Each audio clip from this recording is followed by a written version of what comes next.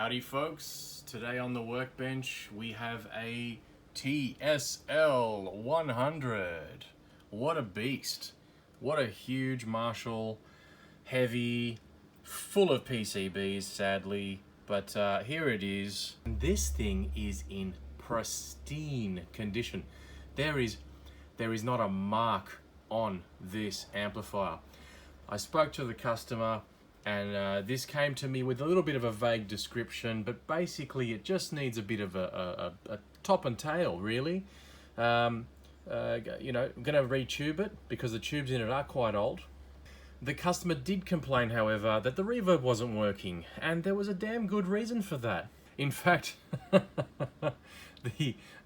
number one reason was, see this reverb tank up here? Yeah, well, I just had to buy one for it. There was no reverb tank in this. I bought brand new, nice, thick, heavy-duty RCA cables. These things are solid. They'll probably break after I die. And I've plugged it in, and I'm just gonna sort of just check it with the existing tubes in it and all that sort of stuff. We've got ports here to measure the bias. And see that? That's a pot, and that's a little pot. It's like a little trim pot. Sorry about the shaky hands. That's a trim pot there, and that's one there. And then we're going to measure the bias of both sides of these tubes. Now, obviously, we're not going to measure the bias like how I normally measure it, where I do a, I measure the resistance of either side of the output transformer, and then I measure the voltage drop, and then I measure the plate voltage, and then I do some maths, and I figure it out. We're just going to use the ports on the back, because trying to get into these tube sockets here, it's a bit tight. It's a bit tight. I'm sure it can be done, and you know, I don't have one of those fancy tube socket tester things that plug in the Dr. Tube ones or whatever they're called. I can't be bothered. I like doing it the old-fashioned way. So that's the way we are going to check the bias once we replace the power tubes.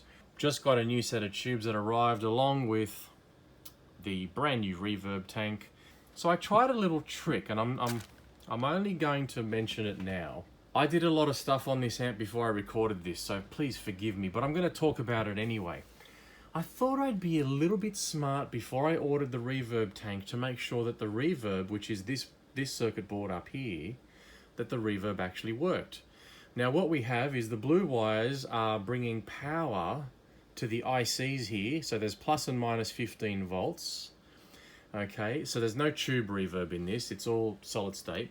And then these two cables here are the in and the out. And I've looked at the schematic diagram and that's what it says. I thought I would be a genius and plug my oscilloscope into the in and the out, turn the reverb dial all the way up, play a sine wave through this and see if any signal went in, and see if any signal came out for that matter. Obviously reverb wouldn't work, but you know, what I found was I had a giant square wave coming out of my oscilloscope, and I thought, oh crap, this thing's busted.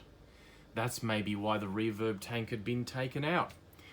So I thought, okay, well, maybe I've just spent 50 bucks on a reverb tank that I didn't need to when something else is clearly wrong. And I thought, here we go, solid state. You know how much Big Steph loves solid state stuff. So I thought I'm going to have to take this out. I'm going to have to try to troubleshoot a couple of ICs and a couple of transistors and figure out what's going on.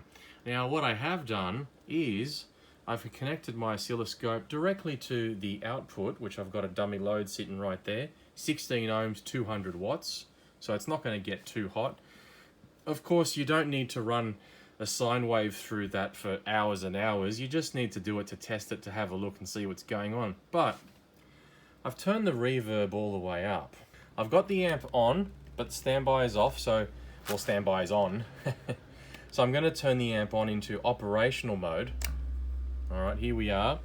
So you'll probably hear a bit of the sine wave coming through the output transformer as well as the resistor here, the load resistor.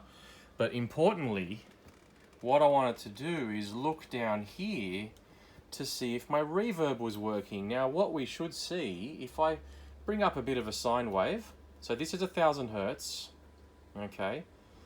Now I'm just adjusting the volume to make it somewhere nice.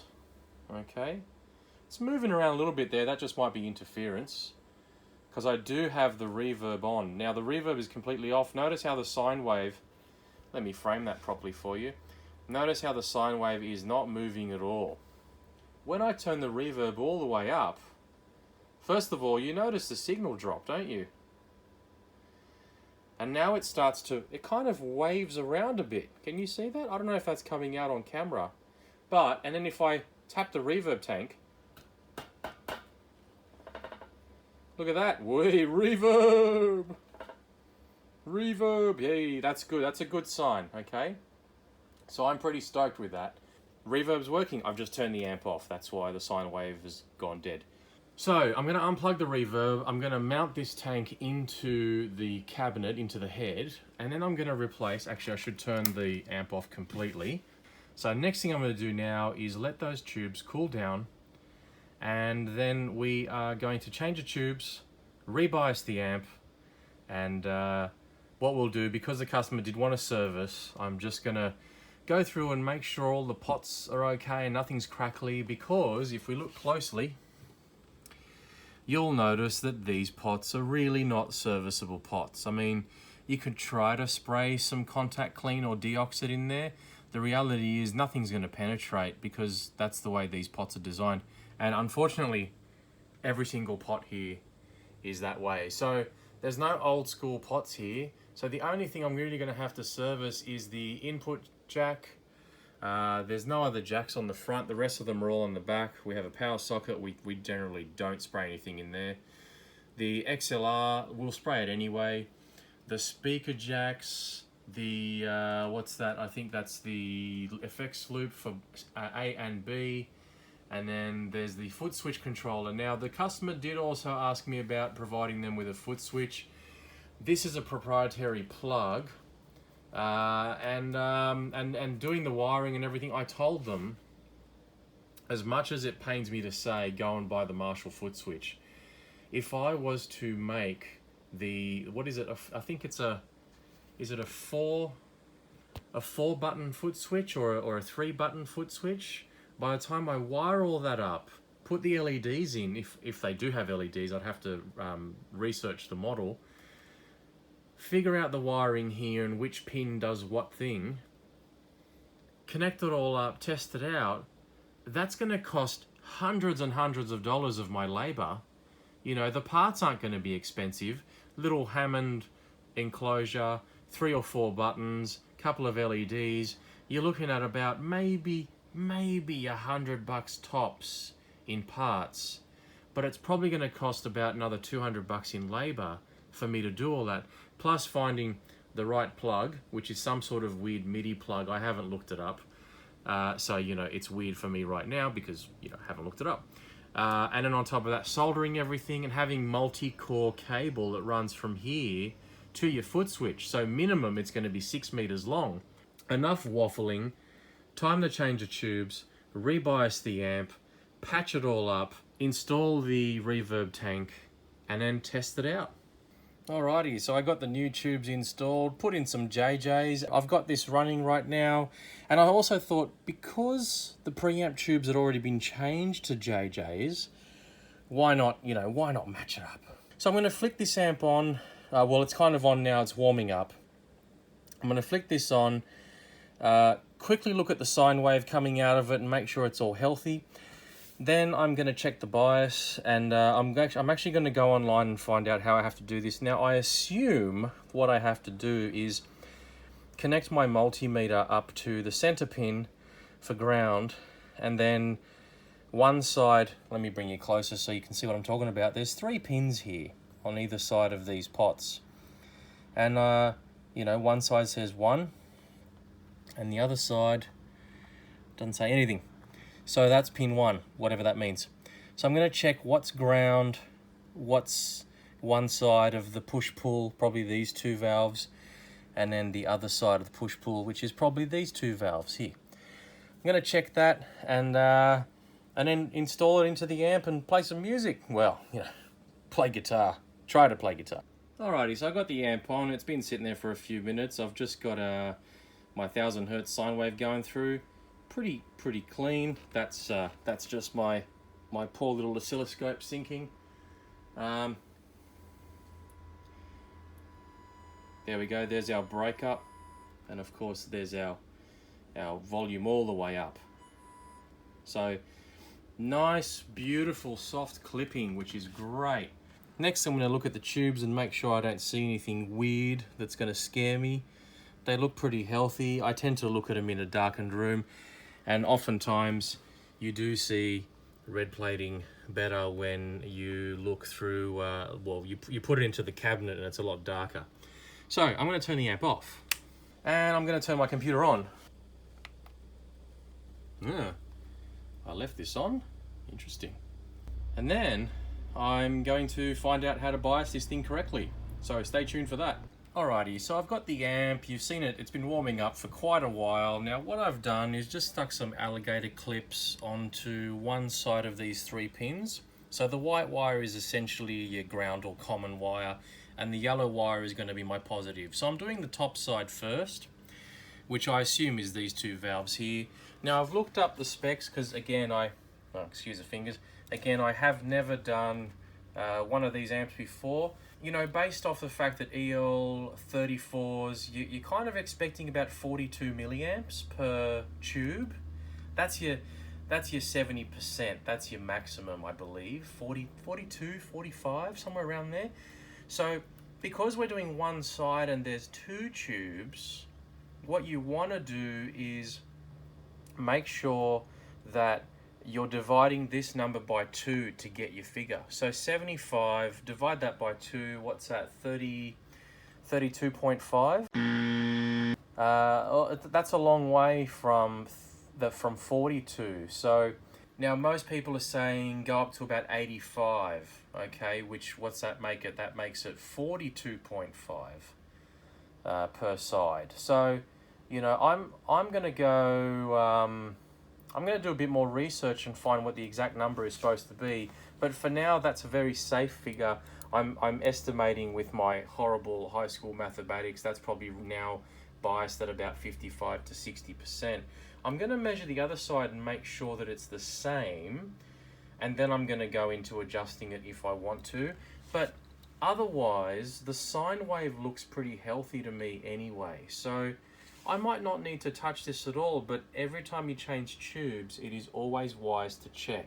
I'm gonna take my probe. Now I might have to put the phone down to do this safely.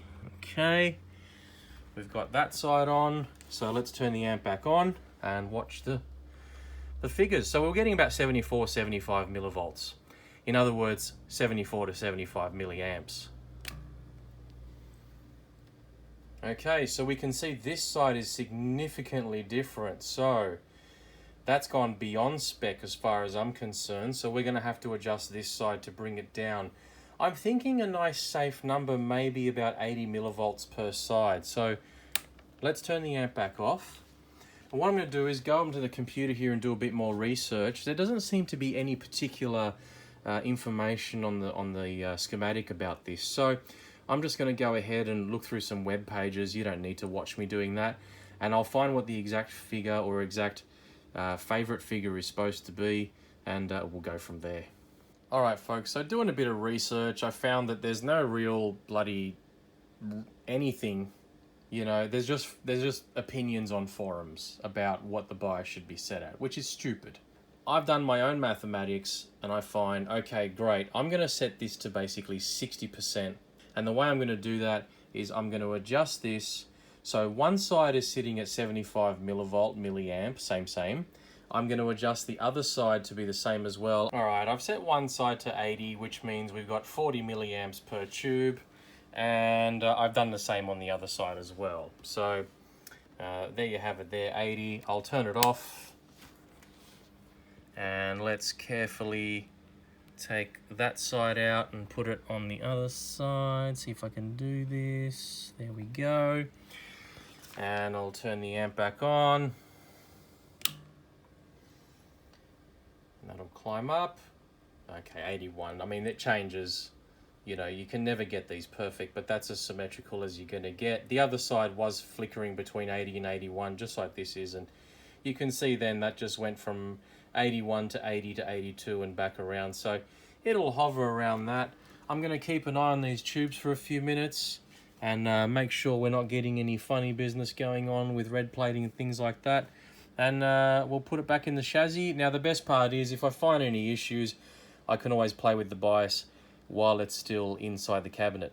I said chassis before, I meant cabinet. We're going to basically turn this off, let those tubes cool down, and we'll wrap things up here. Nice and easy one today. Oh, and we'll plug in the reverb and then test it out when we play some guitar through it. Alright folks, so here it is. It's up and running. Biased as correctly as I am going to allow it to work. It's running at about 65-68%. So we've got a really nice little sound happening. I gotta say, you know what?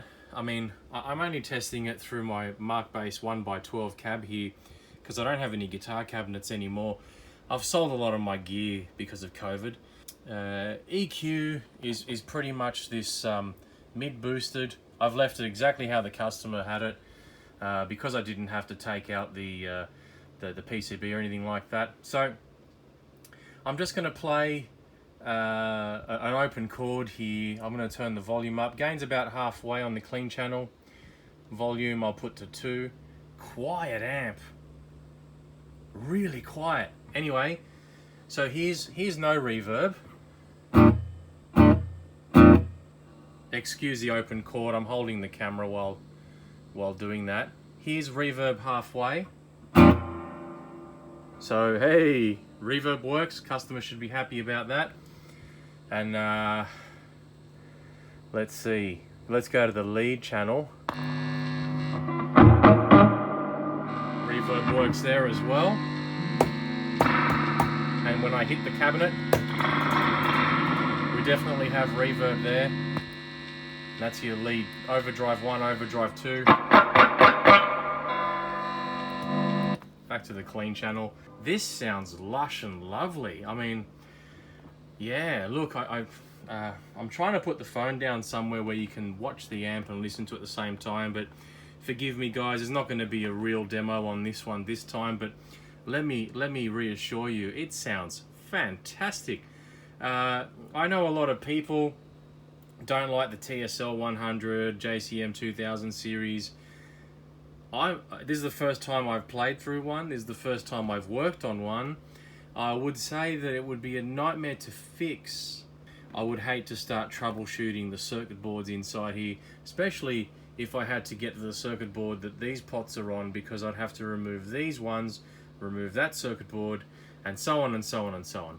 Anyway, I want to thank everyone for watching. This was really just a service video and adjusting the bias and getting it into a happy place there. Please click the like and subscribe and share, tell your mates, and if they've got a TSL100 that's not happy, they can comment on here and ask me some questions and see if I can help troubleshoot. Thanks for watching, guys.